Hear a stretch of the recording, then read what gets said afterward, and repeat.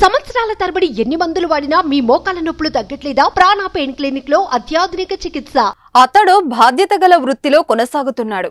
కానీ బాధ్యత మరిచి ఉద్యోగానికే మచ్చ తెచ్చే పని చేశాడు. తాజాగా పల్లీల విషయంలో జరిగిన గొడవలో ఓ ఎస్ఐ సస్పెండ్ అయిన ఘటన తమిళనాడులోని తిరుచిలో జరిగింది.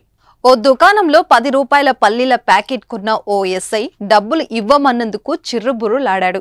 నన్నే డబ్బులు అడుగుతావా అంటూ దుకాణదారుడిని బెదిరించాడు. ఇందుకు సంబంధించిన వీడియో సోషల్ మీడియాలో వైరల్ కావడంతో ఉన్నతాధికారులు ఆ ఎస్ఐపై చర్యలకు దిగారు.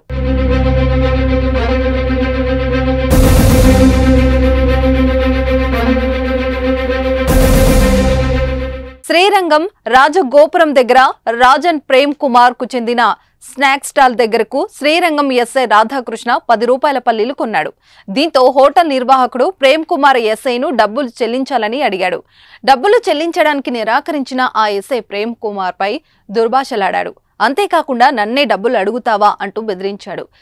చినికి గాలివానలా తయారైనట్లు ఆ గొడవ కాస్త పెద్దదైంది. అక్కడ ఉన్న స్థానికులు ఎస్ఐను శాంతింపజేసేందుకు ప్రయత్నించారు. అయినా కానీ ఎస్ఐ వినకుండా బూతులు తిట్టాడు.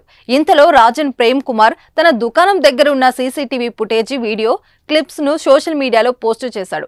అంతటితో ఆగకుండా వీడియో రికార్డింగ్ తో నగర పోలీస్ కమిషనర్ కామినికి ఫిర్యాదు కూడా చేశాడు.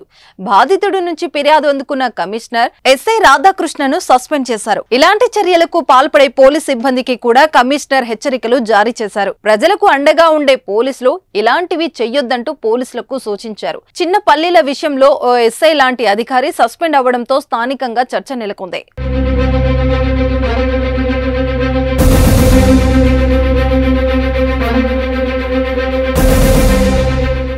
సుమన్ టీవీలో మీ పర్సనల్ అండ్ బిజినెస్ ప్రమోషన్స్ కోసం కింది నెంబర్కి కాంటాక్ట్ చేయండి.